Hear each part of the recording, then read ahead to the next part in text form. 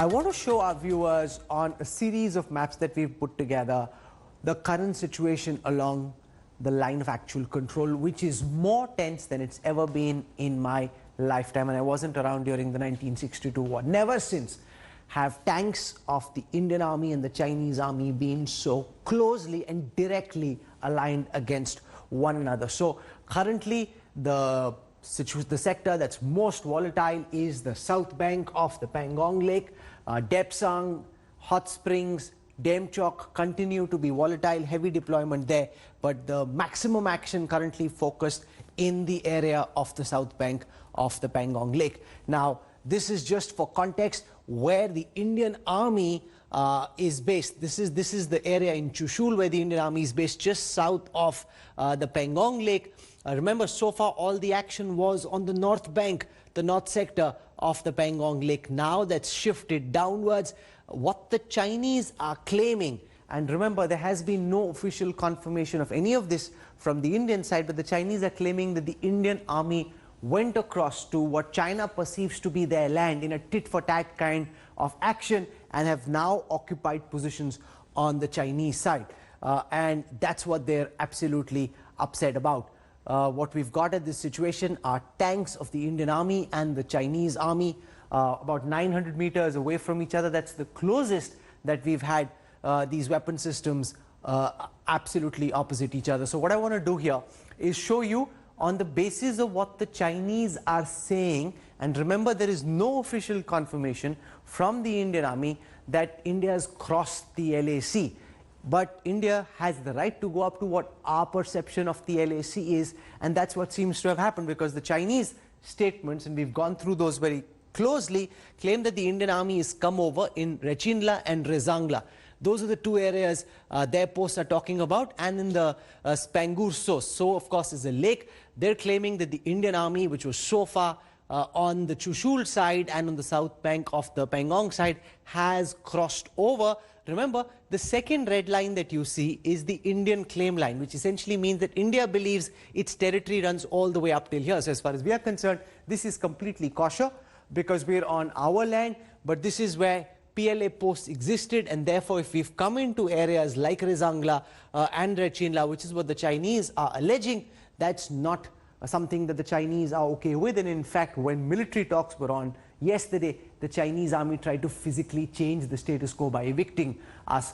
We'll have Shiv Arur joining us to give us a live update on this. But before that, I want to take you through this report put together by the finest team of correspondents covering national security to give you a sense of the very volatile situation that persists along the line of actual control, where the focus squarely at this moment is on the South Pangong sector. Here it is.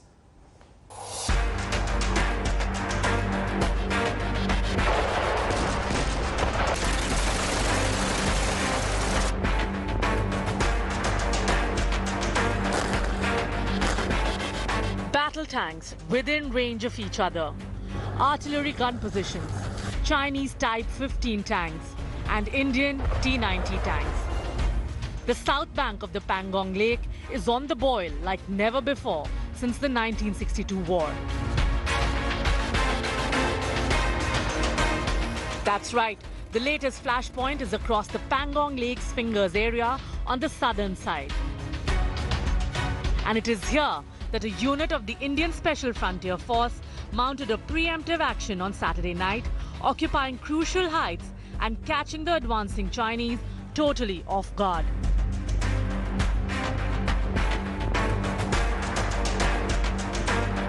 Chinese Type 15 tanks now sit near the base of the mountains, with the Indian forces staring down at them. But the Chinese tanks are not the only armored strength in this sector. Let's now zoom out to give you a bird's eye view. This is where things now stand. The red arrow points to the heights taken over by India at the line of actual control, including Kala Top. But just a few hundred meters downhill are Chinese tanks, armed and ready, but totally at a disadvantage because they are lower down.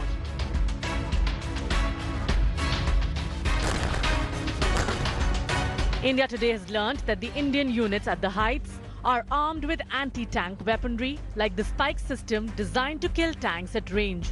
a formidable weapon procured recently. But the Indian warriors on the mountain also have tank support in the sector.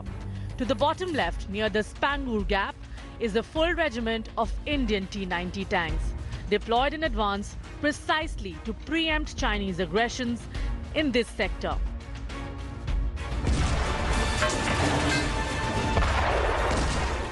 These tanks are heavier and less agile than the Chinese Type 15 tanks, but the flat land of the Chushul sector makes this perfect terrain for such combat vehicles.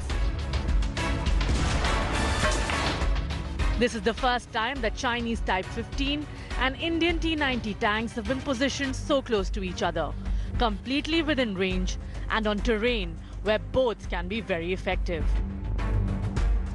Also note, deeper into the Chinese side is a gun position that emerged late in June and became a prominent act of belligerence by China even as talks were on between both sides. India has gun positions in the Chushul sector too. Since the Galwan bloodshed of June 15, this is the first truly aggressive face-off between the two sides, with India not only speaking from a position of strength but also calling for a de-escalation. India Today will continue to bring you the latest of a rapidly evolving story. With Manjeet Negi and Shiv Arur in Delhi, Bureau Report, India Today. The biggest development this evening is that there's been yet another provocation by the People's Liberation Army. This time an attempt to evict the Indian Army from the new positions on the south bank of the Pangong Tso. Shiv Arur now joins us. He's been dialing the phone furiously, speaking to sources in 14 Corps and also at Army headquarters in New Delhi. Shiv, this is officially mentioned in the MEA briefing. What can you tell us about what really went down while the brigade commanders were meeting to try and find a diplomatic solution to this current imbroglio? Absolutely incredible hostile action once again, Rahul, by the Chinese forces. Even as the brigadiers were actually talking, you actually had a Chinese unit using reinforcements. They tried to apparently close in on the helmet top and Kala top, which had been occupied by the Indian forces 2 nights before on August the 29th. So this was actually an aggressive action after the brigadier level talks had actually begun, and this was just a few kilometers away. What I'm hearing is that intelligence and the dominant positions held by the Indian forces were so dominant and so advantageous that they spotted the Chinese movements. They had their floodlights on, they had their megaphones on to basically tell those Chinese troops that they had been spotted, and therefore they had to stop in their tracks and move back. There is no information just yet about any kind of scuffle. They didn't get anywhere close to the actual heights, but once again, the External Affairs Ministry reporting it in their statement, and we've been able to confirm from our sources in the army that this was another aggressive hostile maneuver by the Chinese to try and evict the Indian forces from both Kala Top and Helmet Top. You're saying sounds like a very 19th century army thing to do, where on megaphones you're shouting out to the enemy saying, "We spotted you, turn around." Now these are two of the most sophisticated armies in the world with some of the most lethal weapon systems. What is the army telling you about the fear of escalation? The fact that you've got the Chinese physically trying to intrude, it's one misstep away from the entire LAC lighting up ship. Indeed, it is, Rahul. You've said it absolutely correct. It's one misstep away from an escalation. Both sides are under a great deal of pressure to keep things, away from an all-out shooting war. Because once a shot is fired, there's no question that this will become a full-blown, conflict. But having said that, protocol is being followed. No weapons have been used, but this does not mean that the Indian forces on those heights are not armed. They have all manner of weapons. They have anti-tank guided weapons as well, as we reported earlier today. They've got machine guns. They've got lots of infantry weapons as well. Not only that, as we also reported, just southwest of these heights, which have been captured by India, there is also a T-90 tank regiment, as we said, which is less than 10 kilometers away. So there's a lot of ammunition, a lot of weaponry over there. But I think it is a good thing that no weapons are being used just yet. All strategic movements are being watched very, very closely by the other side. And as you rightly said, the fact that multiple rounds of talks at the brigadier level have simply failed, and China has shown its insidious intent even while those talks were happening, mean that things are extremely volatile and delicate and could spiral out of control at any time, Rahul. Thanks, Shiv, for that. There's been so much confusion because there is no clear communication on what really went down between the Indian and the Chinese armies on the 29th and the 30th of August. Now, we also know that there was further action by the Chinese armies on the 31st of August. So what we try to do is put together for you details of the operation where the Chinese army first attempted to intrude into the southern bank of the Pangong in Ladakh. Then the Indian army, in a very aggressive maneuver, ensured they held advantageous terrain so that the Chinese would not be able to do on the south bank what they had been able to do on the north bank between Finger 4 and Finger 8. The alert Indian troops pushed 200 Chinese troops back and also occupied the Kala Top, which is a commanding height in the southern bank, now dominating the entire southern bank of this crucial lake. Take a look at this report.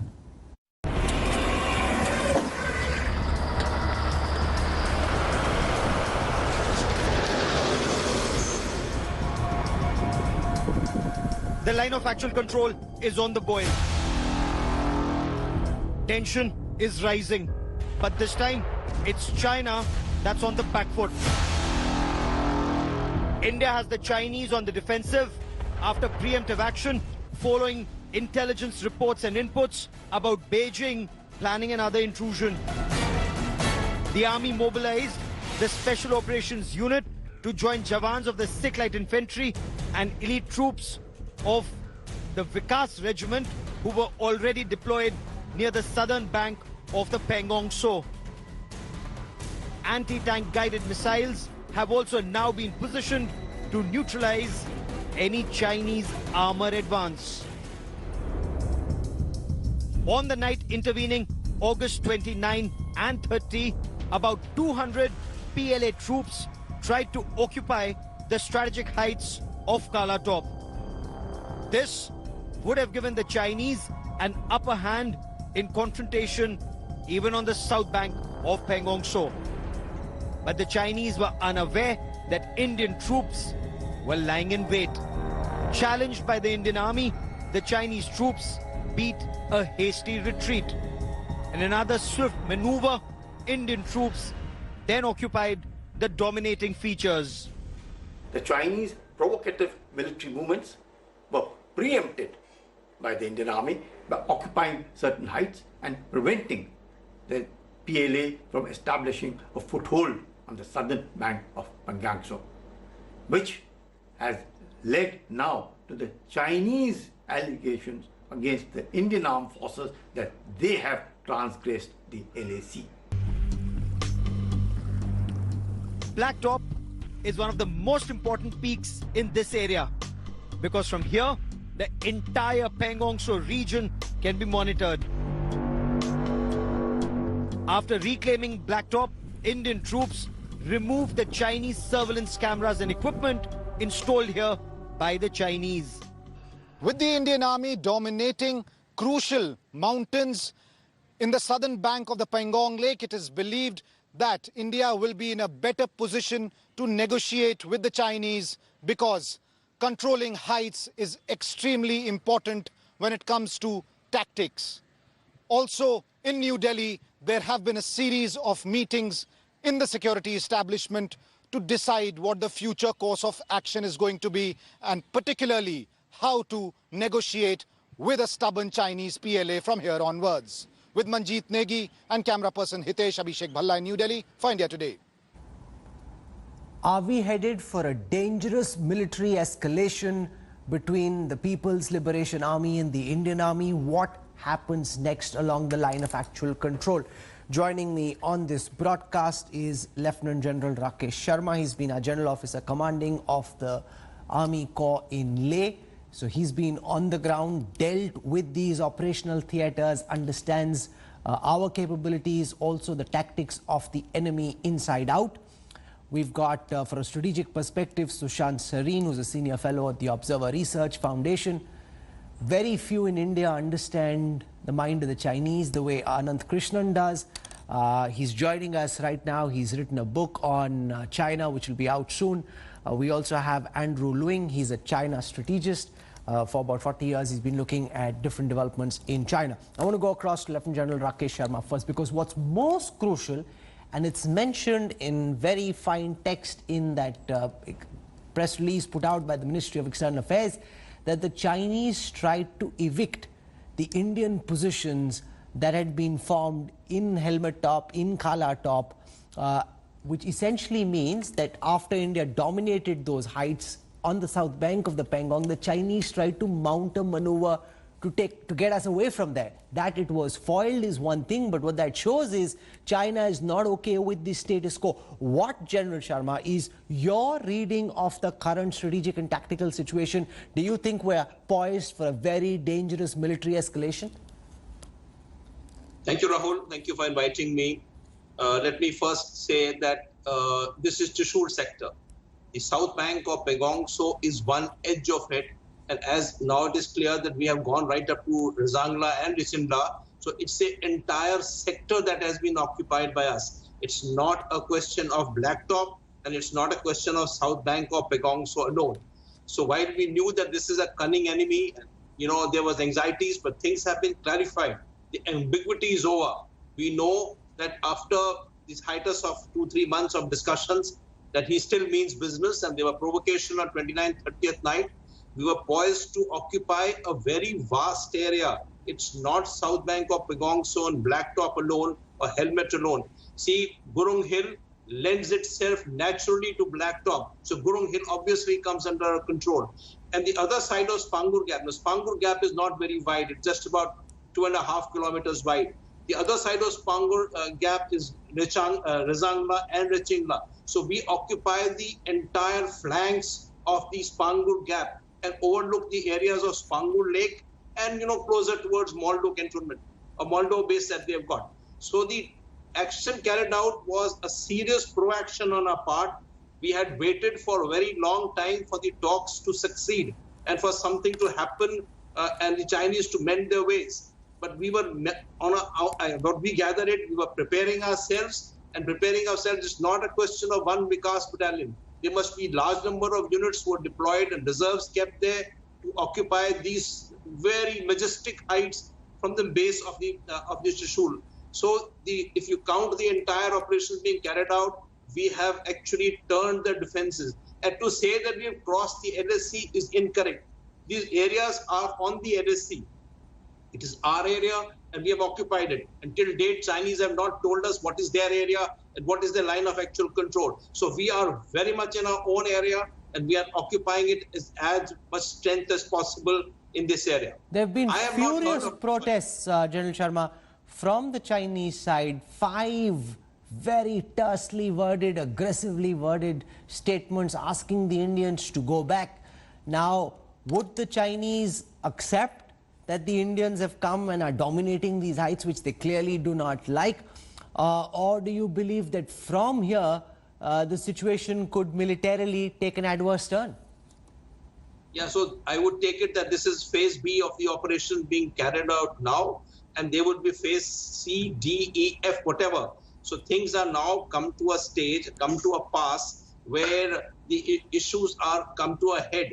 If the Chinese did not respond for 4 months for the four places that they had intruded in, which was naturally controlled by the CMC, the highest of their levels, and they, despite all our waiting, it didn't happen. So be it. So the ambiguity is over. We know that they mean business. They had done provocation in the area of south bank of Pangong Tso. Next time they can come to Dem Chowk or to any one of these areas. So things are very clear that we have to prepare ourselves to that end. Now, whether it lead to future conflict or another skirmish, or it will escalate itself, well, that history will tell.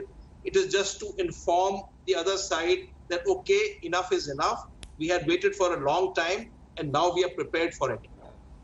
Anand Krishnan, from what I can understand, from what all our reporters are saying, from what we just heard from Rakesh Sharma, he's been our GOC on the ground, understands the lay of the land. This is very clearly a tit for tat, quid pro quo. You came in on the north bank, we've gone in on the south bank. Now either the Chinese can pull back reverse positions. India pulls back, China pulls back, but they didn't just come in with all these forces, all these men, machine and equipment to turn around and go back home. That could be disastrous for Xi Jinping. What's your reading of the state of play inside mainland China at this moment, Anand? I think, Rahul, looking at the 5 statements you mentioned, which came in the span of 24 hours, which is really unprecedented, they all said the same thing, which was that China publicly demanded India to immediately withdraw. And the fact that these statements have been covered widely in the Chinese press as well. I think taking a step back, looking at what they've done starting from late April, early May, from Depsang to Galwan Valley to Gogra Hot Springs to North Bank and now to the South Bank, which is what India tried to preempt. I think it's really clear that the message from the Central Military Commission, from Xi Jinping, is to the PLA to hold its ground along the LAC, to perhaps even try and redraw the LAC and align it with their perceptions in multiple areas in this sector. And I think that it's very clear that this is coming from the top. Otherwise, this would not have carried on for so long, over so many months, which is why it leaves me concerned as to where exactly these talks are going if, at the end of the day, their demand is what it was at early May, which is that this is our line and you have to abide by it. So that leaves me quite concerned, especially because, as you mentioned at the start of this program, while talks were happening even on August 31st, on Monday, that they were trying to carry out actions on the ground, which makes it very clear that I think the Chinese side sees limited utility in these talks, perhaps only in giving them time to strengthen their position on the ground and thereby strengthening their bargaining position going into talks. So that seems to be their game as far as talks are concerned. And what leaves me particularly worried is the opening up of a new front that we saw this weekend. And so far, we've only been in the Western sector. Can we say with certainty that new fronts aren't going to be opened in the middle sector and the eastern sector? Those are very worrying questions, Rahul. Sushant Sareen, how are you reading the current situation? Are we headed towards a dangerous military escalation, which will be bloody and brutal for both sides? Or do you believe that, now that we've gone in and taken land that the Chinese are completely furious about, there can be a quid pro quo, a bargain and a pullback on both sides? Rahul, it's difficult to say how this is going to play out. Look, a couple of things are very clear. One, I think we are already in an escalation spiral. The preemptive action that India took to fortify the area which we maintain is part on our side of the LAC, regardless of what the Chinese say, means that, the disputed sections of the LAC are now quite out and open. The second thing which comes to mind is that for the last 3 or 4 months, we have been insisting that the only solution to this is status quo ante.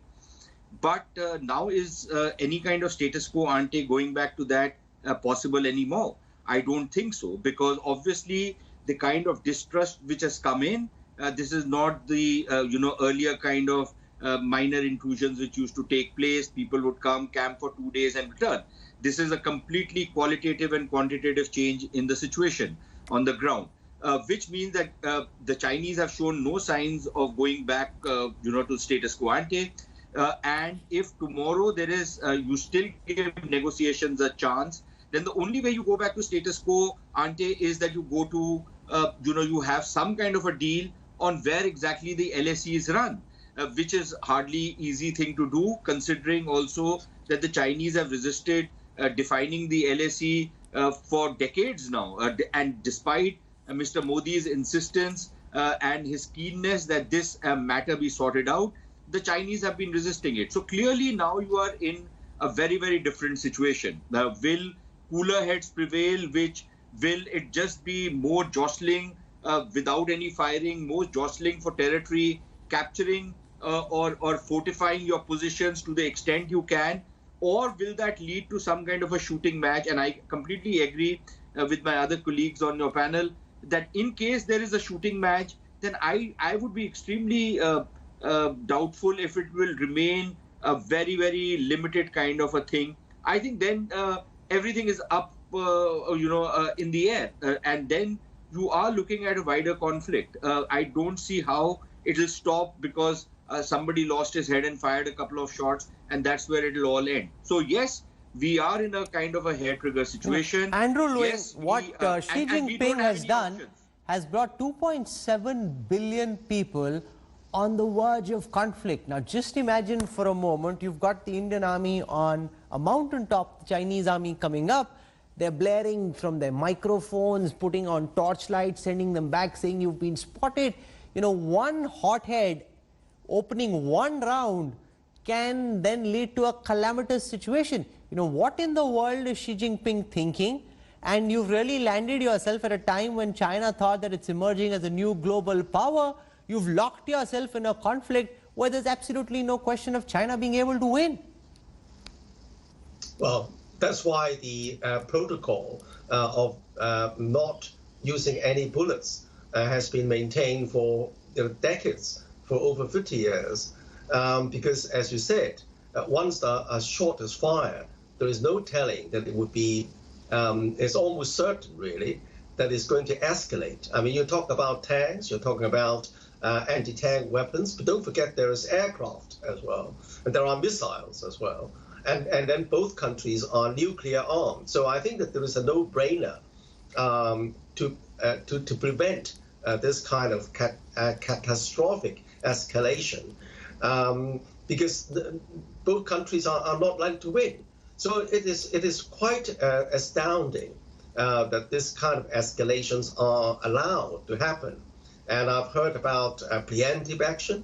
I've heard about occupying heights, but of course both sides can do the same, and it would be very dangerous. At the end of the day, the line of actual control are still in dispute. So I think that both sides are, in fact, the Chinese, Beijing, the foreign minister, I think Wang Yi, right from the start is calling for de-escalation, because at the end of the day, the talk must be maintained at a very high level, just even if there is no immediate solution to define the line of actual control, at least that there is a protocol to de-escalate or to prevent escalation. Especially now with over the past couple of months, accumulation of military assets on both sides. So I think that just occupying a certain height, marshalling tanks and anti-tanks, that's not the solution. It's in fact the problem.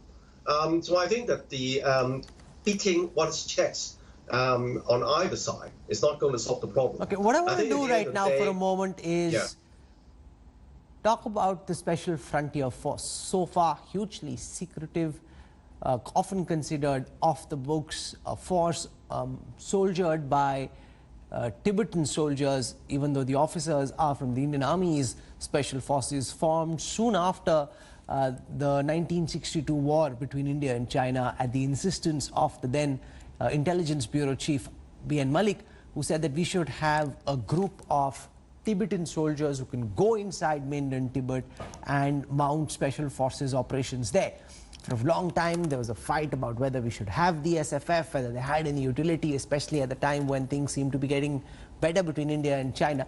They were deployed in military action against the PLA for the first time. And they've been itching for action because remember, Tibet is their motherland. That's the independence that they want for Tibet, and for 4 decades they've been waiting for an opportunity to have a crack, and finally they did. Take a look at this report.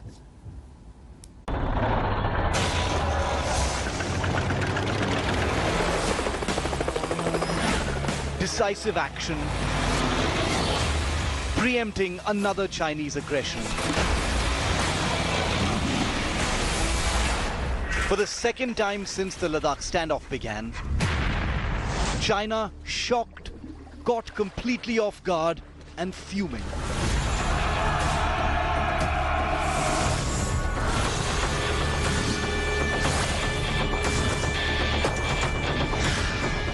Seeing Chinese movements towards this location last week, this is where India has moved in, grabbing a dominating position on the south bank of the Pangong Lake.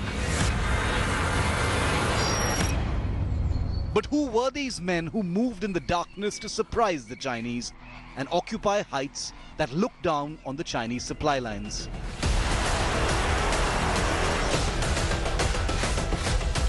They're very hush-hush. They're drawn from the Indian Army, but not part of the army itself.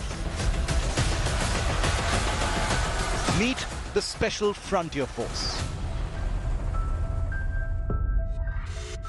Formed in 1962 to conduct covert operations behind Chinese lines, it was this secretive special unit that was mobilized into action on the night of August the 29th.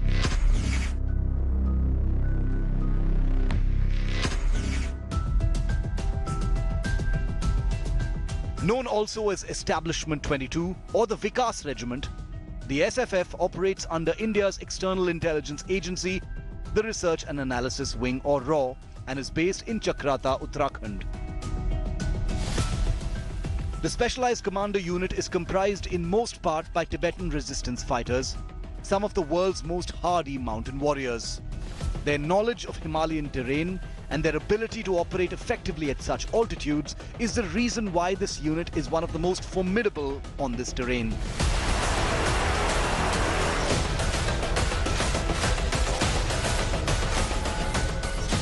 The officers who command them are from the Indian Army's Parachute Regiment.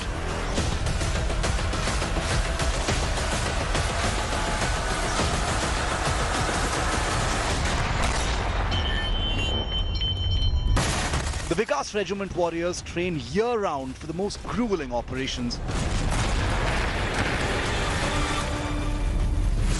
where they must operate beyond the abilities of their bodies and facing enemies more lethal than Chinese soldiers. Their history of combat has prepared them for this.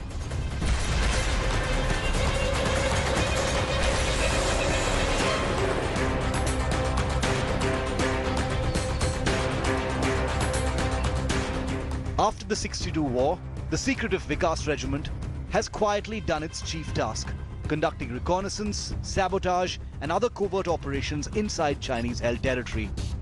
The missions remain in the grey realm of shadow, without corroboration or confirmation, just the way they wish it. The Special Frontier Force saw major combat action in the 1971 India-Pakistan War, with deployments in the eastern sector to undermine the East Pakistan Army. With the Vikas Regiment seeing decisive action against an aggressive Chinese, the commando unit is finding rare mention in the public space. As tensions mount on both banks of the Pangong Lake, the Special Frontier Force's role in the current standoff is likely far from over. Bureau Report, India Today.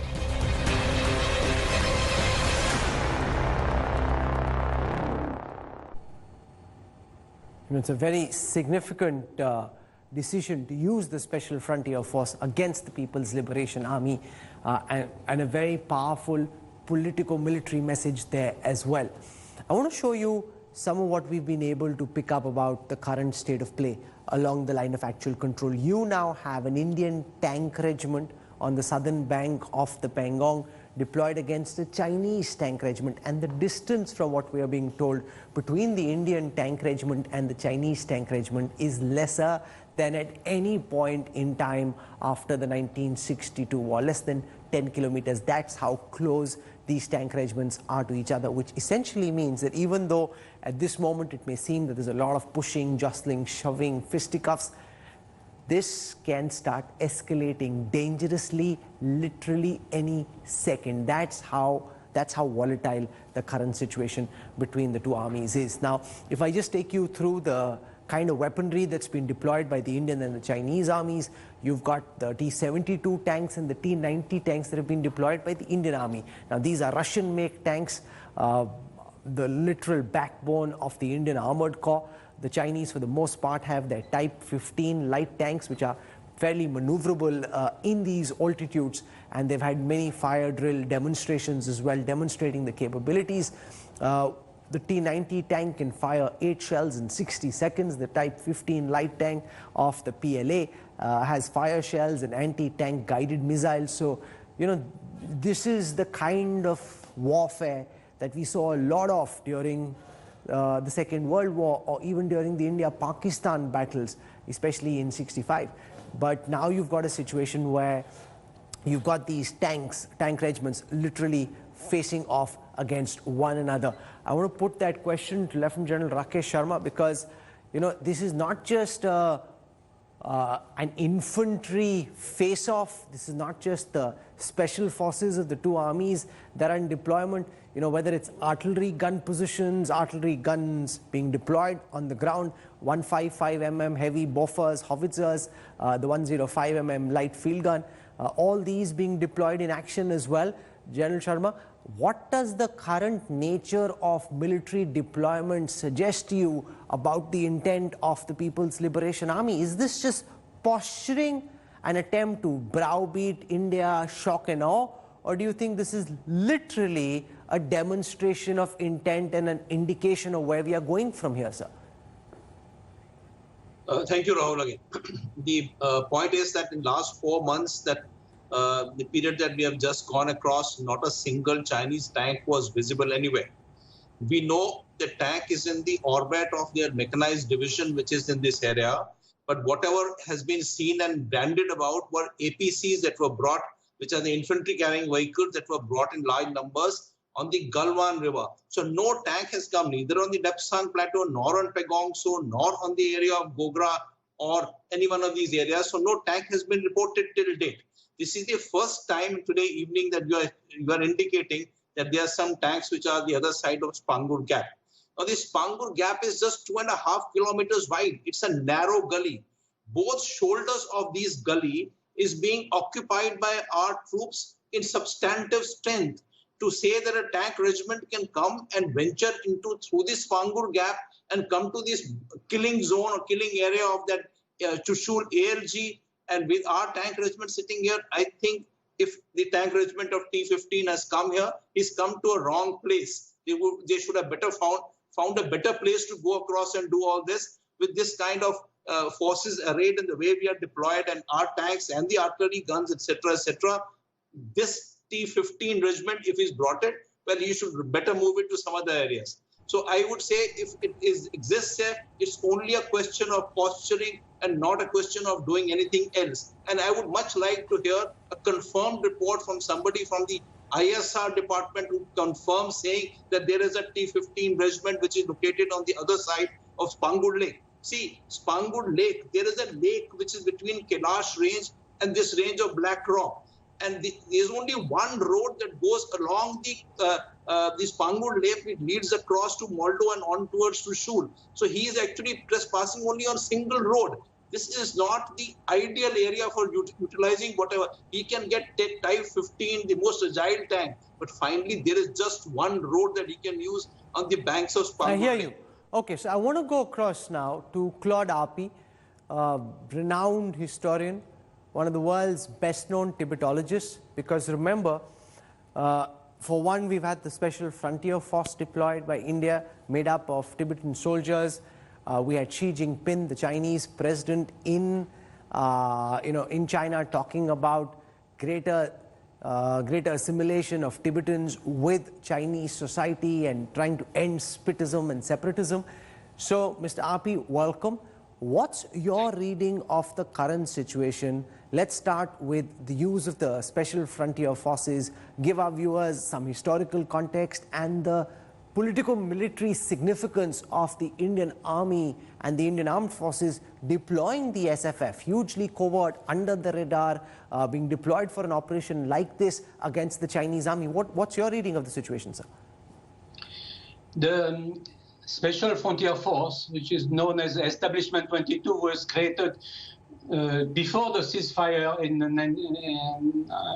November of 1962 by the Intelligence Bureau. And these forces, the objective of the forces were to go back to Tibet. And that's why when the Tibetan leaders, along with Dalai Lama's brother, and Mr. Malik, the director of IB, decided to create that force. In a couple of weeks, they could recruit 5,000 or 6,000 Tibetans who were ready. Now, the year passed by, and the Tibetans never went to Tibet or never fought with the Chinese. They were involved in 1971 in the liberation of Bangladesh. 1 month before the main attack on Bangladesh, the establishment 22 were already there, and they fought very well. They had 50 casualties. They were also involved in Kargil in the Tuk sector, but the Tibetans never been involved directly with China. Of course, many of these young Tibetans have been serving on the frontier, but not directly. I mean, as you're aware that ITBP is the first force on the border, they were 20, 30 kilometers. So for the first time, the Tibetans have been used for a strategic operation, which was to get that ridge, which is opposite the fingers on the Pangong in the Spango Gap. So I think it's very important that they have been used. It's an important message for Mr. Xi Jinping, who last Friday and Saturday, there was a very important meeting in Beijing, and the entire Politburo, the entire Central Military Commission was there, and it was about Tibet. This type of meeting takes place every 5-10 years. So there was about 200-300 Chinese communist officials, and they decide for the future of the next 5 or 10 years. So apparently, Mr. Xi Jinping wants to assimilate Tibet. So at the same time, 2 days later, this operation took place in the Spango Gap, and the Tibetan soldiers were involved. So I think it's an important message that the Tibetans have always been traditionally, since 1959, when His Holiness the Dalai Lama crossed over in Zimintang area of Tawang, north of Tawang. Since then, the Tibetans have been with India. And inside Tibet, they can't speak much, but I think they will get the message of what has happened in Spango Gap. Very, very significant historical context from one of the world's leading Tibetologists. Thank you very much, Claude Api, for joining us with your thoughts. Deeply appreciate you taking our time. We're slipping into a break. I'll have more for you when I come back with part B of the Newstrack. Stay with us. We're back in a moment.